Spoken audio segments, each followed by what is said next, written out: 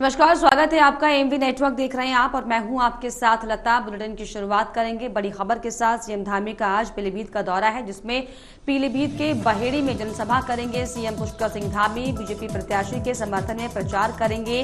गभिया सहराई में प्रबुद्ध वर्ग सम्मेलन कार्यक्रम को आयोजित करेंगे, संबोधित करेंगे। आपको बता दें, कार्यकर्ता सम्मेलन में शामिल होंगे। कस्बा मझोला में कार्यकर्ताओं को संबोधित करेंगे सीएम धामी। तो ये बड़ी जानकारी आपको बता दें कि पीलीभीत के दौरे पर आज सीएम पुष्कर सिंह धामी रहने वाले हैं, जहां पर सम्मेलन को संबोधित वो करेंगे। कार्यक्रम का आयोजन किया गया है पीलीभीत में। कई तरह के जो कार्यक्रम है वो आयोजित किए गए हैं, जिसमें कार्यकर्ता सम्मेलन में शामिल वो होंगे। इसके अलावा नेताओं से कार्यकर्ताओं से मुलाकात उनकी होगी। कस्बा मझोला में भी कार्यकर्ताओं को संबोधित करेंगे सीएम पुष्कर सिंह धामी। आगे की रणनीतियों को तय किया जाएगा, किस तरीके से पीलीभीत में जो है नेता कार्यकर्ता काम कर रहे हैं, इसका भी जो है हालचाल कार्यकर्ताओं से सीएम पुष्कर सिंह धामी जानेंगे। और इस पर ज्यादा जानकारी के लिए मेरे सहयोगी ब्यूरो चीफ पवन दीक्षित मेरे साथ जुड़ गए हैं। पवन, जिस तरीके से आज सीएम पुष्कर सिंह धामी पीलीभीत जाने वाले हैं, प्रबुद्ध वर्ग सम्मेलन कार्यक्रम में शामिल वो होंगे, क्या कुछ जानकारी? बिल्कुल लता, मुख्यमंत्री पुष्कर सिंह धामी लगातार चुनाव प्रचार में जुटे हुए हैं, जहां एक और उत्तराखंड में भी लगातार रोड शो, बाइक रैली, वहीं जनसभाओं में शिरकत कर रहे हैं। अपने सभी पांचों प्रत्याशियों के पक्ष में मतदान की अपील करते हुए दिखाई दे रहे हैं, जनसभाएं संबोधित कर रहे हैं। तो वहीं अब क्योंकि मुख्यमंत्री पुष्कर सिंह धामी जिस तरह से उत्तराखंड में तमाम ऐसे प्रभावी कानून बनाए हैं, उसके आधार पर उनकी देश के अन्य राज्यों में भी उनकी डिमांड बढ़ी है। और इसी वजह से, क्योंकि मुख्यमंत्री पुष्कर सिंह धामी का जो गृह जनपद है वो उधम सिंह नगर है, यानी कि खटीमा है। और खटीमा से सटा हुआ इलाका जो क्षेत्र लगता है उत्तर प्रदेश का पीलीभीत लोकसभा क्षेत्र है। आज वो उत्तराखंड के बजाय अब उत्तर प्रदेश में भी आज से वो चुनाव अभियान में उनका अभियान शुरू हो गया है। और आज वो सबसे पहले वो अभी खटीमा में एक रोड शो करेंगे और उसके बाद में वो पूरनपुर पीलीभीत जनपद में जाकर के प्रबुद्ध जन सम्मेलन को एक संबोधित करेंगे। और वहां पर जो चुनावी जो रणनीति है उसको लेकर के जो पदाधिकारी हैं, कार्यकर्ता है, उनसे भेंट भी करेंगे, प्रत्याशी से भी मुलाकात करेंगे। पीलीभीत से भारतीय जनता पार्टी के वरिष्ठ नेता जितिन प्रसाद वहां से प्रत्याशी हैं, जो कि इस समय उत्तर प्रदेश सरकार में पीडब्ल्यूडी मिनिस्टर भी हैं। तो उनके पक्ष में आज माहौल बनाने का पूरा प्रयास मुख्यमंत्री पुष्कर सिंह धामी के द्वारा किया जाएगा। और ये सिलसिला अब उत्तर प्रदेश में मुख्यमंत्री पुष्कर सिंह धामी का आज से शुरू हो गया है। और जिस तरीके से उनकी लोकप्रियता है उसको लेकर के उत्तर प्रदेश की भी तमाम जो प्रत्याशी है भारतीय जनता पार्टी की, उनकी तरफ से मुख्यमंत्री पुष्कर सिंह धामी की डिमांड बढ़ती जा रही है। बिल्कुल, जिस तरीके से पीलीभीत से अगर हम बात करें तो बीजेपी प्रत्याशी जो है वो जितिन प्रसाद हैं, उनके समर्थन में हालांकि सीएम पुष्कर सिंह धामी आज जो है जनता को संबोधित भी करेंगे। और ऐसे में कितने बजे का कार्यक्रम रखा गया है, कब तक जो है धामी पीलीभीत पहुंचेंगे और क्या कुछ तैयारी उनके दौरे को लेकर और कार्यक्रम को लेकर? हाँ बिल्कुल लता, जिस तरह से अभी 10:30 बजे से वो खटीमा में एक रोड शो करेंगे। चटिया फार्म से लेकर के खटीमा तक वो रोड शो करेंगे और उसके बाद में वो पूरनपुर पीलीभीत के लिए रवाना होंगे। लगभग 12 बजे का समय है जब वो पूरनपुर पहुंचेंगे। वहां पर वो प्रबुद्ध सम्मेलन को संबोधित करेंगे और कार्यकर्ताओं से भेंट कर फिर उनकी वापसी होगी। ये लगभग दोपहर 12 से 1 बजे के बीच का समय होगा जब वो प्रबुद्ध जन सम्मेलन को पीलीभीत में संबोधित करने वाले हैं। चलिए, बहुत शुक्रिया आपका तमाम जानकारी के लिए। बने रहिए, आपसे आगे भी अपडेट लेंगे। आगे बढ़ेंगे। मुख्यमंत्री योगी आदित्यनाथ का ताबड़तोड़ दौरा है, टिहरी में जनसभा करेंगे सीएम योगी। उत्तराखंड के 3 लोकसभा क्षेत्रों को साधेंगे सीएम योगी। केंद्रीय मंत्री स्मृति ईरानी भी उनके साथ में मौजूद रहने वाली है। तो ये बड़ी जानकारी आपको बता दें, उत्तर प्रदेश के मुखिया सीएम योगी आदित्यनाथ जो है उत्तराखंड में टिहरी में जनसभा को संबोधित करने वाले हैं। 3 लोकसभा सीटों पर सीधे निशाना साधेंगे आज सीएम योगी। आपको बताएं कि 3 सीटों पर इसका साफ तौर पर असर देखने को मिलेगा और इन सीटों को साधने की कोशिश करेंगे। और केंद्रीय मंत्री स्मृति ईरानी भी इस दौरान जो है सीएम योगी के साथ टिहरी में उनके कार्यक्रम में मौजूद हो सकती हैं, ऐसी भी जानकारी है। तो ये बड़ी जानकारी मुख्यमंत्री योगी आदित्यनाथ का आज ताबड़तोड़ दौरा रहने वाला है। टिहरी में जनसभा को संबोधित करेंगे। इसके अलावा कई कार्यक्रमों में सीएम योगी शामिल होने वाले हैं। और इस पर ज्यादा जानकारी के लिए लगातार मेरे सहयोगी ब्यूरो चीफ पवन दीक्षित मेरे साथ बने हुए। पवन, जिस तरीके से आज जो है सीएम योगी टिहरी में अपनी हुंकार भरने वाले हैं, 3 सीटों पर सीधे सीधे उनका निशाना होगा। बिल्कुल लता, लगातार जैसे क्योंकि अब 4 दिन का ही चुनाव प्रचार अभियान बचा हुआ है उत्तराखंड में, क्योंकि पहले चरण में ही उत्तराखंड में सभी 5 सीटों पर मतदान होता है। यानी कि 19 तारीख को मतदान होना है, 17 तारीख को शाम 5 बजे ये चुनाव अभियान थम जाएगा और ऐसे में ताबड़तोड़ रैलियां और जनसभाएं हो रही हैं। आज उत्तर प्रदेश के मुख्यमंत्री योगी आदित्यनाथ की 3 जनसभाएं होनी है। इन बड़ी जनसभाओं में तीनों गढ़वाल की लोकसभा सीटों पर आज उत्तर प्रदेश के मुख्यमंत्री योगी आदित्यनाथ वहां से हुंकार भरने वाले हैं, जिसमें सबसे पहले योगी आदित्यनाथ आज जौलीग्रांट एयरपोर्ट पहुंचेंगे और उसके बाद में वो यहाँ से श्रीनगर गढ़वाल के लिए रवाना होंगे और वहां पर एक विशाल जनसभा को संबोधित करेंगे, जो कि गढ़वाल लोकसभा की एक केंद्र बिंदु माना जाता है। और वहां से तमाम जो आस पड़ोस की जो विधानसभाएं हैं वहां से लोग उनको सुनने के लिए पहुंचने वाले हैं। एक जनसभा जब वो पौड़ी गढ़वाल लोकसभा सीट के लिए जब वहां पर जनसभा को संबोधित करेंगे, तो वहीं उसके बाद में उनकी जो मिनट टू मिनट जो उनका कार्यक्रम है, जो एक के बाद जो उनकी रैलियां हैं, वो एक रुड़की में जो कि हरिद्वार लोकसभा क्षेत्र के प्रत्याशी पूर्व मुख्यमंत्री त्रिवेंद्र सिंह रावत के पक्ष में विशाल जनसभा को संबोधित करेंगे रुड़की में उनके पहुंचने का समय 1 बजे का है। और उसके बाद में वो रुड़की से देहरादून पहुंचेंगे। देहरादून में वो टिहरी लोकसभा क्षेत्र में एक बन्नू स्कूल में वो जनसभा को संबोधित करने वाले हैं। तो इस प्रकार से वो तीनों लोकसभाएं, जो गढ़वाल की 3 लोकसभाएं हैं, तीनों में एक एक जनसभा आज संबोधित करने वाले हैं। इसके साथ ही योगी आदित्यनाथ के साथ ही आज केंद्रीय मंत्री स्मृति ईरानी के भी उत्तराखंड में 2 कार्यक्रम है, एक टिहरी लोकसभा में और एक पौड़ी लोकसभा में। पौड़ी लोकसभा की अगस्त्यमुनि में वो एक जनसभा को संबोधित करेंगी, तो वहीं टिहरी लोकसभा की मसूरी क्षेत्र में वो एक जनसभा को संबोधित करने वाली है। बिल्कुल, जिस तरीके से लगातार जो अलग अलग जगह पर गढ़वाल की सीटों पर आज जो है बीजेपी के दिग्गज चेहरे अपनी हुंकार भरने वाले हैं। और पवन, ये खास बात भी है कि ये 2 जो सीटें हैं टिहरी और पौड़ी, इसमें लगातार संशय भी बना हुआ है कि यहाँ पर हो सकता है कि ये जो 2 सीट है वो बीजेपी के लिए गले की फांस बन सकती है, क्योंकि जिस तरीके से अगर हम टिहरी की बात करें तो बॉबी पवार का चेहरा वहां पर साफ तौर पर जो है प्रचलित हो रहा है। और अगर हम पौड़ी की बात करें तो पौड़ी में भी जो है गणेश गोदियाल जो है एक मुख्य भूमिका में कांटे की टक्कर देते हुए बीजेपी को दिखाई पड़ रहे हैं।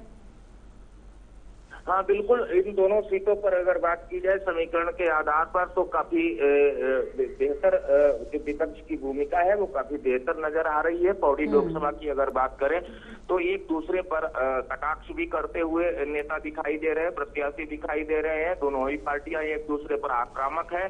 जहां एक और भारतीय जनता पार्टी अपनी उपलब्धियों को लेकर के जनता के बीच में जा रही है, तो वहीं विपक्ष के तौर पर पूर्व प्रदेश अध्यक्ष रहे वर्तमान कांग्रेस के प्रत्याशी गणेश गोदियाल भी ज्यादा सक्रिय दिखाई दे रहे हैं। चाहे वो अंकिता भंडारी का मामला हो, चाहे वो शराब जो चुनावी समय में पकड़ी गई शराब को लेकर के आक्रामक हो, चाहे वो अन्य विकास के मुद्दों को लेकर के आक्रामक हो। कल पौड़ी लोकसभा में कांग्रेस की राष्ट्रीय महासचिव प्रियंका गांधी ने भी रामनगर में हुंकार भरी थी। वहां से भी निशाना साधते हुए उन्होंने भारतीय जनता पार्टी पर तमाम प्रहार किए थे।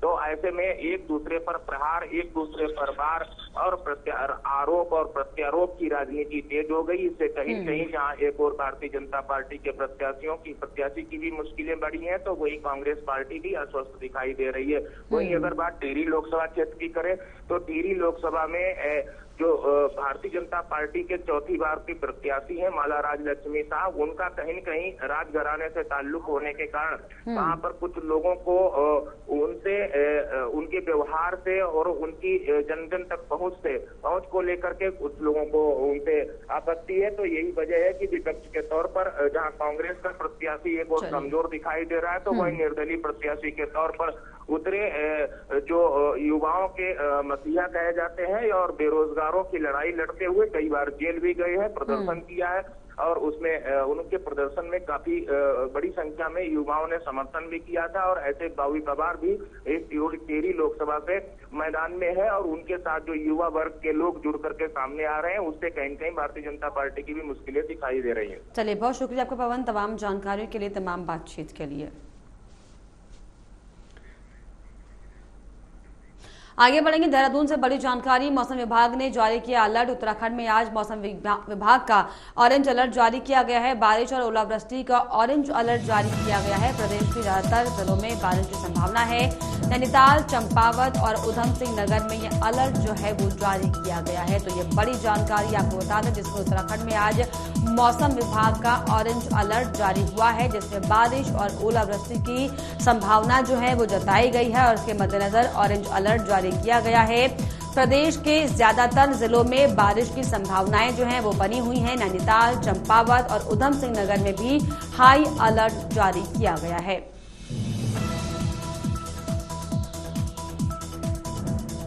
बड़ी जानकारी आपको बता दें, जिसमें मौसम विभाग की तरफ से उत्तराखंड के कई जिलों में जो है हाई अलर्ट जारी किया गया है। ऑरेंज अलर्ट जारी करते हुए साफ तौर पर बारिश और ओलावृष्टि की संभावना मौसम विज्ञान की तरफ से जताई गई है। प्रदेश के ज्यादातर जिलों में बारिश की संभावना भी जताई गई है। ये बड़ी जानकारी आपको बता दें उत्तराखंड से, जिसमें कई जिलों में नैनीताल, चंपावत और उधम सिंह नगर में ऑरेंज अलर्ट जारी किया गया है।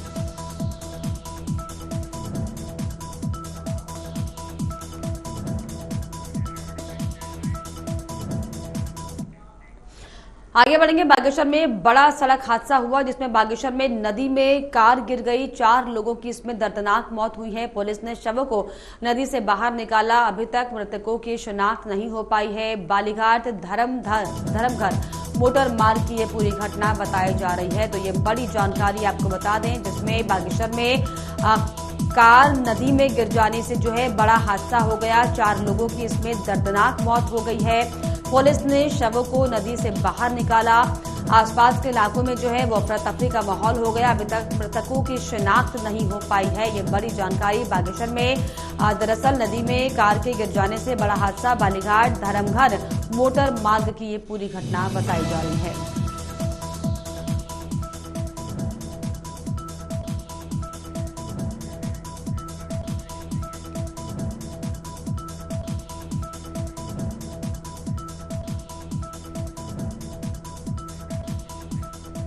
तो 4 लोगों की इस हादसे में दर्दनाक मौत हुई है। पुलिस ने शवों को नदी से बाहर निकाला है। ये बड़ी जानकारी आपको बता दें कि बागेश्वर में हालांकि जो हादसा हुआ, मृतकों की अब तक शिनाख्त नहीं हो पाई है। लगातार जो है पुलिस जानकारी जुटाने में लगी हुई है। बालीघाट धर्मघर में दरअसल ये हादसा हुआ। धर्मघर मोटर मार्ग की ये पूरी घटना बताई जा रही है।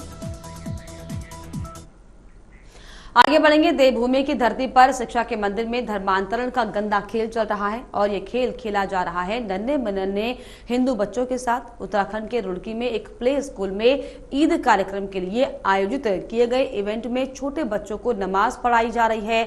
अभिभावकों ने इस स्कूल के विरुद्ध पुलिस को शिकायत दी है। प्ले स्कूलों में हिंदू बच्चों के हिंदुत्व से तोड़कर इस्लाम के साथ जोड़ना और उनके मस्तिष्क में मस्तिष्क के ऊपर ऐसी जहर घोलना, जो कि भविष्य में चलकर उनके खतरनाक मंसूबों को इन बच्चों के जरिए अंजाम तक पहुंचाया जा सकता है। ये कोई छोटी मोटी घटना नहीं। इसकी गहराइयों में अगर जाएं तो ये बहुत बड़े षड्यंत्र की ओर इशारा करता है।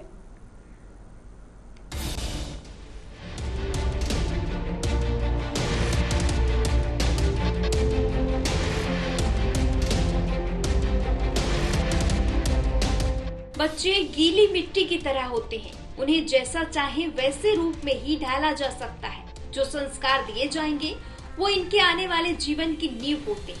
कहते हैं ना, संस्कार जीवन की नींव है और संस्कृति जीने का रास्ता। सुना है संस्कार ही समाज में चरित्र के आईने होते हैं। आज इस आईने में कुछ धुंधला सा नजर आता है समाज, जैसे संस्कारों पर छाई किसी अधर्म की छाया हो।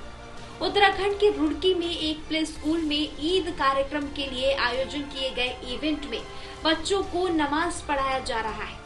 अभिभावकों ने इस स्कूल के विरुद्ध पुलिस को शिकायत दी। अभिभावकों ने स्कूल पर छोटे बच्चों को भ्रमित करने का आरोप जड़ा है। वो हिंदू हैं और ऐसे में उनके बच्चों को नमाज क्यों सिखाई गई? शिक्षा के मंदिर में शिक्षा की धाराएं बहें, वही ठीक लगता है, न कि धर्म परिवर्तन का धंधा। आखिर देवभूमि उत्तराखंड के अंदर मासूम हिंदू बच्चों के साथ ऐसी नापाक हरकतें क्यों की जा रही हैं? क्या ये देवभूमि को जिहाद के केंद्र के रूप में स्थापित करने और उसकी पवित्रता और अखंडता को तोड़कर हिंदुओं को चिढ़ाने के लिए किया जा रहा है? प्ले स्कूल में हिंदू बच्चों के हिंदुत्व से तोड़कर इस्लाम के साथ जोड़ना और उनके मन मस्तिष्क के ऊपर ऐसा जहर घोलना जो भविष्य में चलकर उनके खतरनाक मंसूबों को इन बच्चों के जरिए अंजाम तक पहुंचाया जा सके, इसके लिए ये सब कुछ हो रहा है। ये कोई छोटी मोटी घटना नहीं है। इसकी गहराइयों में जाएं तो ये बहुत बड़े षड्यंत्र की ओर इशारा करता है।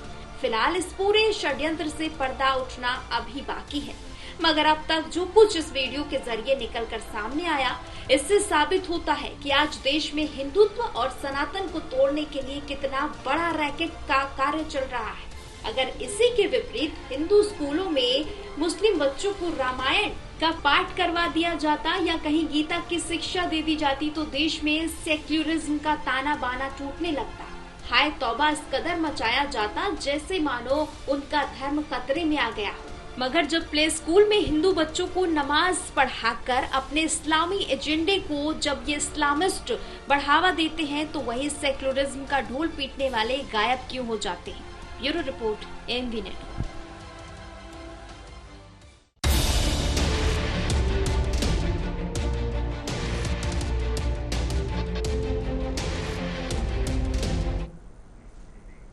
माँ दुर्गा की छठी शक्ति है माँ कात्यायनी। माँ कात्यायनी दुखों का बेड़ा पार करती है। जो भक्त माँ कात्यायनी की विशेष आराधना करते हैं उन पर माँ अपना आशीर्वाद बनाए रखती है। तो कैसे माँ कात्यायनी की करें को पूजा और कैसे उनकी आराधना करें, रिपोर्ट देखिए।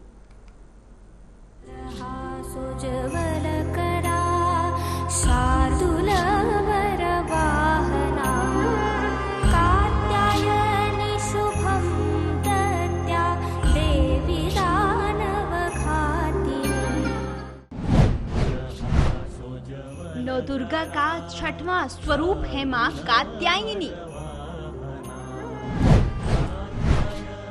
अमोघ फलदायिनी है माँ कात्यायनी। माँ की उपासना से मिलता है मन चाहा वरदान। देवी के छठे स्वरूप की महिमा अपरंपार। इस नवरात्रि के छठवें दिन होती है माँ शक्ति के छठवें स्वरूप माँ कात्यायनी की आराधना। मान्यताओं के अनुसार माँ कात्यायनी की विशेष उपासना से रोग, शोक, संताप और भय का नाश होता है। आज के दिन माँ को प्रसन्न कर लिया तो जाने अनजाने हुए अपराधों के लिए क्षमा कर देती है माँ। तभी तो कहते हैं देवी के षष्ठम स्वरूप की उपासना करने से परम पद की प्राप्ति होती है। तो आइए जानते हैं माँ के इस परम अद्भुत रूप की महिमा क्या है। नवरात्रि के छठे दिन माँ कात्यायनी की पूजा की जाती है। माँ कात्यायनी का जन्म कात्यायन ऋषि के घर पर हुआ था, इसलिए इन्हें कात्यायनी कहते हैं।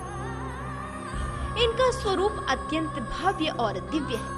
ये स्वर्ण के समान चमकीली हैं और भास्वर हैं। दाईं तरफ का ऊपर वाला हाथ अभय मुद्रा में है और नीचे वाला हाथ वर मुद्रा में। माँ के बाईं तरफ के ऊपर वाले हाथ में तलवार और नीचे वाले हाथ में कमल का फूल सुशोभित है। चार भुजाओं में अस्त्र शस्त्र और कमल का फूल धारण किए हुए सिंह पर सवार है माँ कात्यायनी। ये ब्रजमंडल की अधिष्ठात्री देवी हैं। गोपियों ने कृष्ण को पाने के लिए इनकी पूजा की थी। विवाह से जुड़े मामलों में माँ कात्यायनी की पूजा बेहद शुभ होती है। माँ कात्यायनी की कृपा से योग्य और मनचाहा पति मिलता है।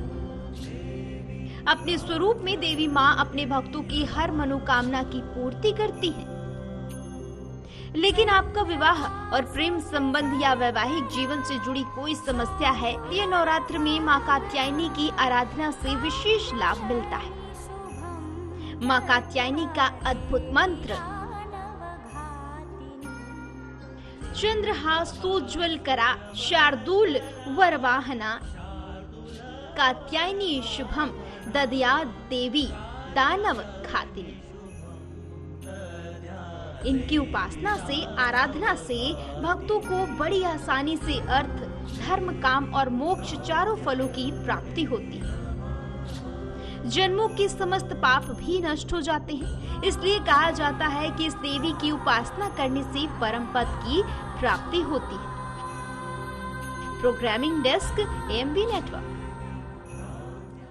चंद्रहासोज्ज्वल करा शार्दूल वरवाहना कात्यायनी शुभम दद्या देवी दानव खातिनी। और इसी बीच आपको सीधे ले चलेंगे उत्तराखंड के खटीमा, जहां पर CM Pushkar Singh Dhami road show कर रहे हैं।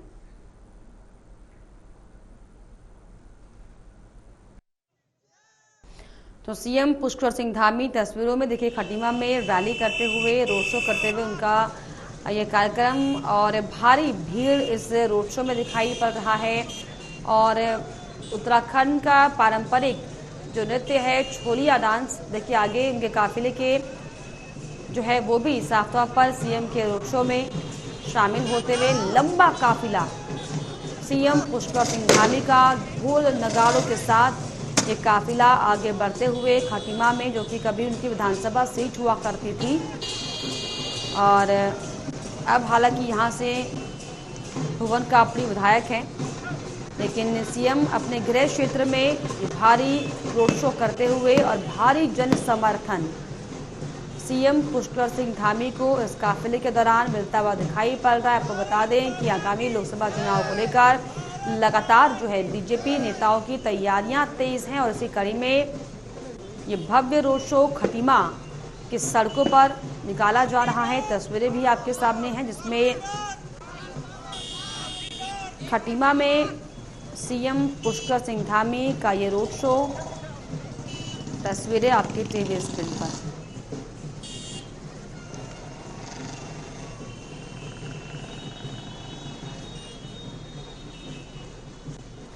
सीएम पुष्कर सिंह धामी का ये रोड शो, और इस रोड शो में दरअसल जो स्थानीय कार्यकर्ता हैं वो साफ तौर पर दिखाई पड़ रहे हैं।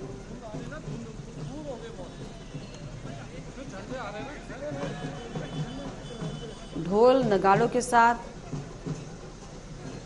सीएम का ये काफिला आगे बढ़ते हुए, और सभी को हाथ हिलाकर प्रणाम कर कर अभिवादन सीएम पुष्कर सिंह धामी का।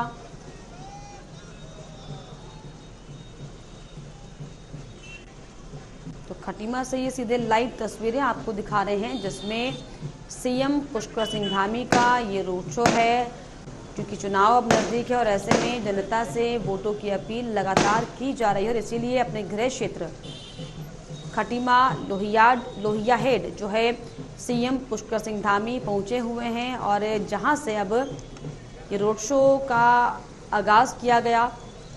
खटीमा रोड पर आपको बताएं ये रोड शो निकाला जा रहा है भव्य ढोल नगाड़ों के साथ। स्थानीय जो कार्यकर्ता हैं, जो नेता हैं, वो इस रोड शो में शामिल होते हुए।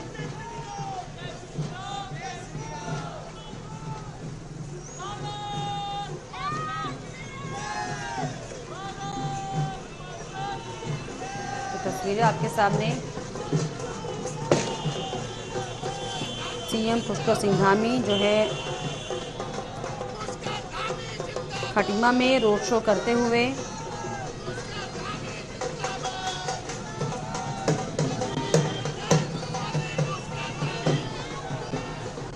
खटीमा से सीधे ये लाइव तस्वीर आपको दिखा रहे हैं, जिसमें सीएम पुष्कर सिंह धामी खटीमा में जो है रोड शो करते हुए दिखाई पड़ रहे हैं, और जनता को अभिवादन करते हुए, और जो स्थानीय कार्यकर्ता हैं वो भी साफ तौर पर इस काफिले में आगे आगे चलते हुए दिखाई पड़ रहे हैं। भव्य ढोल नगाड़ों के साथ खटीमा में सीएम पुष्कर सिंह धामी का रोड शो, तस्वीरें आपकी टीवी स्क्रीन के सामने।